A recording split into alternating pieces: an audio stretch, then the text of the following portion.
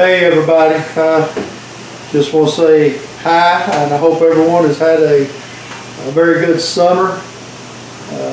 This is a little different for us with the video, so bear with me. I'll do the best that I can. I will be covering the pre-trip inspections and the garage safety zones and a few other items this year. And for those of you that are new and you don't know me or we've not met, my name is Mark Yaden, lead mechanic, Laurel County School Bus Garage. And first of all, I want to let you all know you do a very good job. You've done an awesome job last year, but we've got a few more things to continue to touch on. But hey, we're almost right where we need to be. I want to let you all know that you all are the front line of defense against bus breakdowns on the road. You all are the first person to see your bus in the morning. You're the last person to see your bus in the afternoon. And we as inspectors and mechanics, we might see your bus once a month, maybe twice a month, and you are the eyes and ears for us have a good maintenance program. You all do a very good job of that. You all have always called in or let me know when something's not right on the bus, and I really appreciate it. And I'm glad you all take that initiative and responsibility and pride in your job to make sure that bus is as safe as possible to haul our school children in. First thing I want to cover is the walk around. I know that you walk around your bus, you're looking and checking, you want to make sure, you want to look at your lights, make sure nothing's cracked or broken. You want to look underneath. About 95% of our buses, if not more, are rear engines, so you want to look underneath the bus. You want to make sure that you have no leaks underneath. You want to check that. Also, I've noticed last year we had a whole lot of tailpipes being bent down, and what I need you to do is look at the very first photo that you're going to see is going to be what a tailpipe does look like and what it should look like. And then in this second photo, as you can see, the tailpipe has been backed into, I'm going to presume that it was a mud bank or something. We don't really know what we back into, but we need to be careful. If you see your tailpipe bent down in this manner, please let me know. That causes back pressure on the turbo, and it can and will over time cause extreme damage to the turbo and the engine. So y'all need to be looking at that when you walk around your pre-trips. Also, your fluid checks, you are required to check all fluids daily one time. It's not going to hurt to do it more than once. Actually, it's a good idea sometimes to make sure, I know sometimes when it's dark early in the morning it's hard to do that, but if you'll do that at least once a day before your PM run, you can keep track of a whole lot of things. I just want to throw an example out there to you. And I know this has happened, the oil, if you check it every third day, fourth day, there's been some people, they'll tell me something doesn't seem right, and I'll say, well, was your fluids full when you checked them? And some of you give me that blank look, which tells me you did not check your fluids that day, and some of you haven't checked them in 2 or 3 days. Please check your fluids once a day, please, because if you blow an O-ring on an injector and you do not check your bus check the oil in your bus for 2 days or more, we're going to find out that you blowed a O-ring injector when we have to come to you on the side of the road, because it will shut your bus down once the oil level gets too low. After about like an AM, PM, and maybe another AM run, you can go through almost 2 gallons of oil. But if you're checking your oil every day and you know that it's full, and it was full yesterday and you checked it today and it's barely touching the dipstick, you've got a major problem.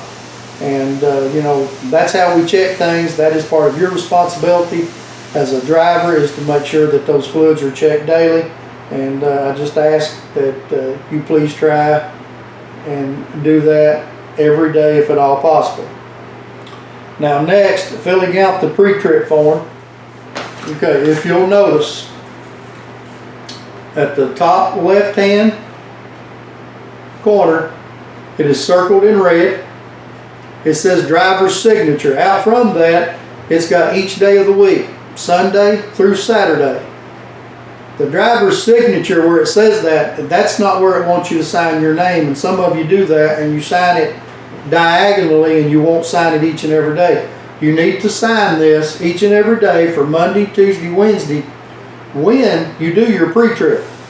I've noticed that when some of you turn in an issue with your bus, some people has already got the mileage for the rest of the week because you're averaging it, and you've already got the dates showing that you've already drove the bus 2 days ahead of time, and you've already signed off on it. So here is where that's going to bite you and myself and the transportation department. If you have an accident, and God forbid that ever happens, I hope no one ever has an accident, but if you have an accident and DOT asks for your pre-trip inspection report, it's going to look pretty bad if you've already got it filled out for the next 2 days and saying the bus is okay to drive when you're doing it wrong. We need to correct this. Also, I have a hard time sometimes reading signatures. But if you will please, on the top right hand corner, you'll notice that it's circled in red also. A lot of times we forget to put what school we're at, whether you park at the garage, whether you park at Sublimity, and you forget to put your bus number on here. Now, you know, I don't know how that happens. You drive the bus 5 days a week. Sooner or later, for those 5 days when you're doing a pre-trip inspection on your bus and you're marking it off on it, sooner or later you think you catch that you didn't put the bus number on there. If you'll put the bus number on there, it makes it easier for me to find out who is driving this bus, whether I can read your signature or not. So I just ask that you do that, please. Pay very close attention to the pre-trip inspection form. Read it closely, look it over. If you have any questions, feel free to come to me. We will go over it. Now, that being said, just as last year, if you have an issue with your bus and you write it up and you bring it in to me, you will need to make a copy of your pre-trip form, okay? And you will keep it and you will give me the original. Bring it in to me, either lay it on my desk. If I'm not here, you can give it to Chris or one of the other mechanics. And if you can't find nobody there, just lay it on my desk.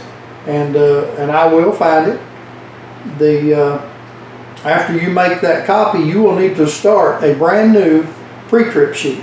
And once you do that pre-trip sheet, you will take the copy at the end of the week and you will staple it to the new one that you started, so it will be on file if Frankfurt comes down to look at our records. We have to keep every pre-trip form. Now, the pre-trip forms in the past, we done a lot better with this last year. We need to continue to work on it for this year.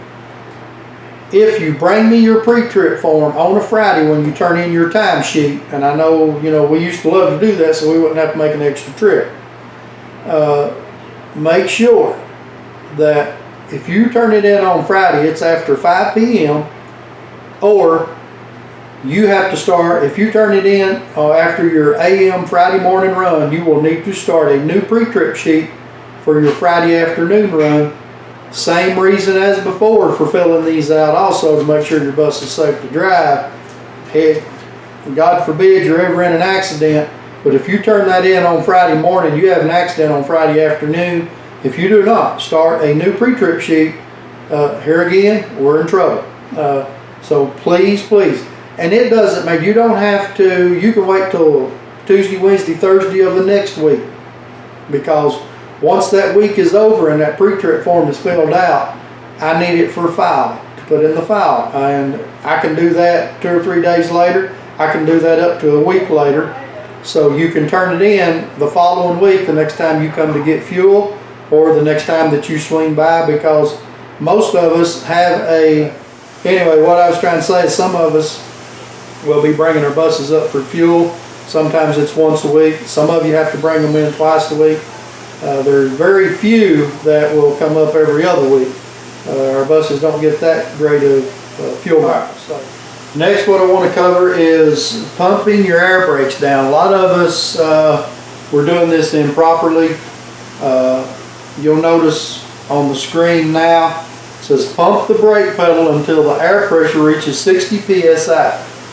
At this point, an alarm should sound and the low air light should illuminate. Now, this will only happen if you're parking the bus if you leave your key on while you pump them down. And a lot of us, after we turn the engine off, the key is off, so you're not going to hear this alarm.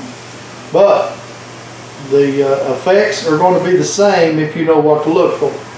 Now on the next slide, the button.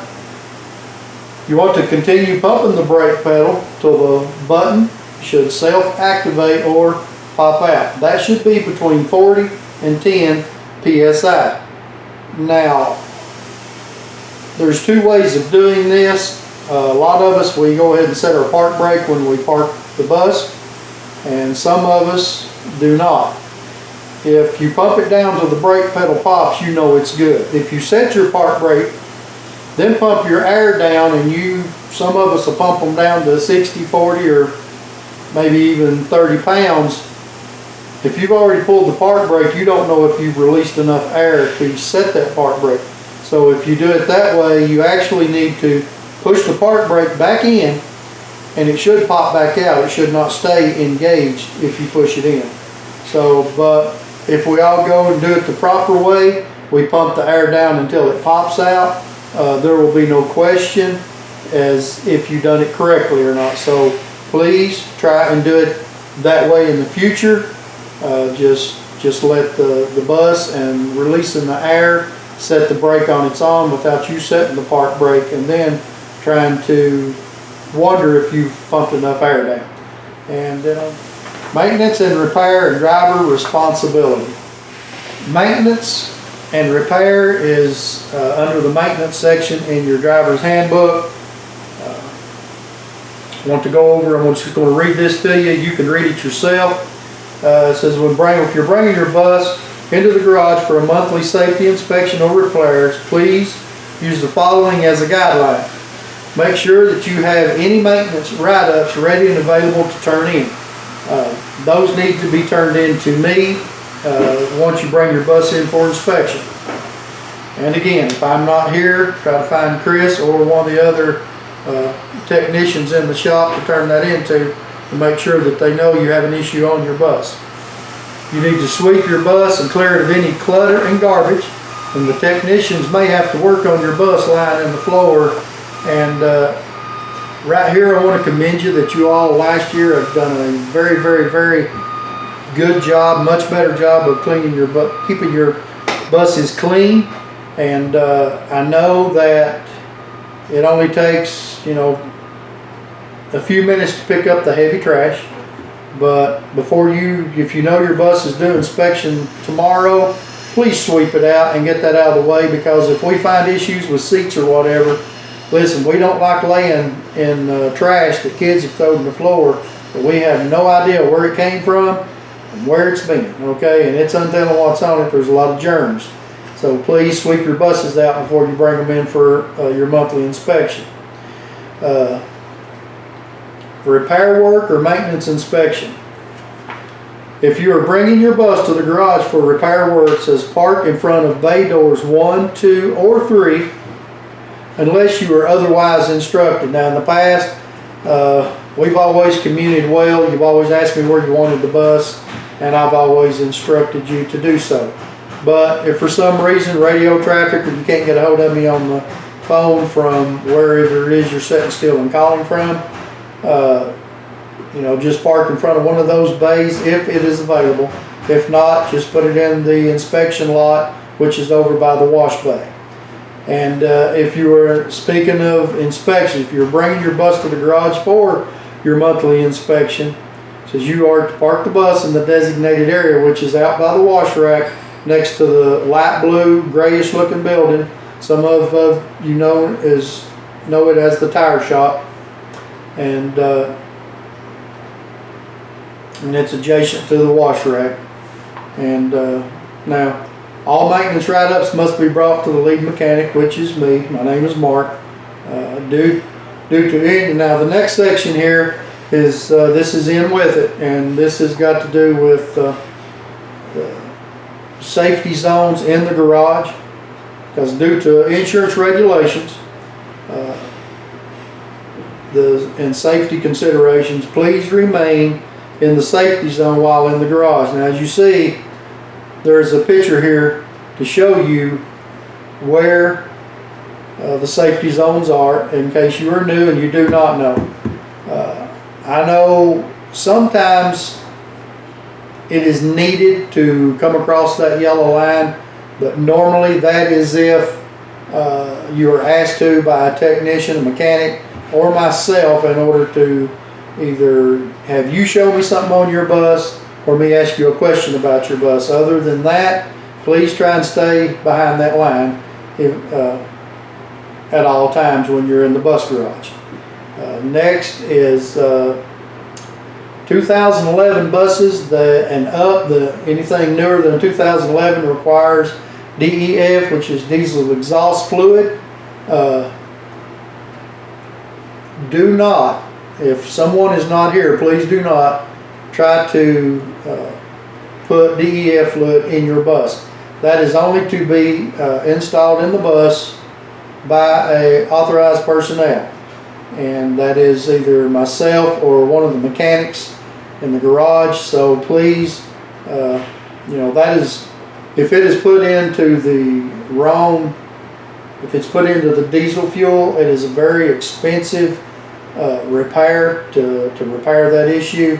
That has happened in the past. That is obvious. And please do not put DEF in your DEF fluid in your bus on yourself. Please let someone else do it for you. Okay, last but not least, this is very, very important. Please listen up. Okay, as you can see, there is a notice on the screen. This notice says, a bus that is disabled or broken down can only be towed or moved by a subcontracted towing service or bus garage personnel in a board vehicle. A bus should never be towed or moved by a private party or someone just wanting to help you out. And I've had so if you're stuck, it doesn't matter if it's flat level ground and there's just enough water on the road that your bus will not get traction. Please call me, holler at me on the radio.